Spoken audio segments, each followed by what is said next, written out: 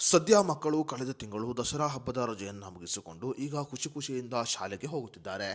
ಅದೇ ರೀತಿಯಲ್ಲಿ ನವೆಂಬರ್ನಲ್ಲಿ ದೀಪಾವಳಿ ಸೇರಿದಂತೆ ಹಲವು ಹಬ್ಬ ಹರಿದಿನಗಳು ಬಂದ ಕಾರಣ ಮಕ್ಕಳಿಗೆ ರಜೆಯನ್ನು ಕೂಡ ಘೋಷಣೆ ಮಾಡಲಾಗಿದೆ.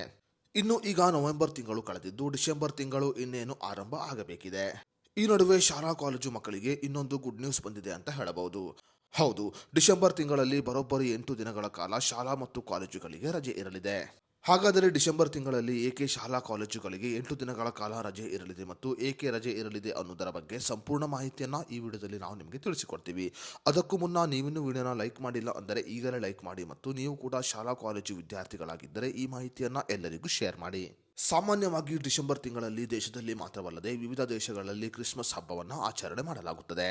ಇನ್ನು ಡಿಸೆಂಬರ್ 25ನೇ ತಾರೀಕಿನಂದು ಕ್ರಿಸ್ಮಸ್ ರಜೆ ಇರುವ ಕಾರಣ ಸಾಮಾನ್ಯವಾಗಿ ಶಾಲಾ ಕಾಲೇಜುಗಳಿಗೆ ರಜೆಯನ್ನು ಘೋಷಣೆ ಮಾಡಲಾಗುತ್ತದೆ. ಅದೇ ರೀತಿಯಲ್ಲಿ 24 ಮತ್ತು 26ನೇ ತಾರೀಕಿಗೆ ಶಾಲಾ ಕಾಲೇಜುಗಳಿಗೆ ಐಚ್ಛಿಕ ರಜೆಯನ್ನು ಘೋಷಣೆ ಮಾಡುವ ಸಾಧ್ಯತೆ ಹೆಚ್ಚಿದೆ. ಅದೇ ರೀತಿಯಲ್ಲಿ ಡಿಸೆಂಬರ್ ತಿಂಗಳಲ್ಲಿ ಬರೋಬ್ಬರಿ 5 ಭಾನುವಾರಗಳು ಬರಲಿದೆ.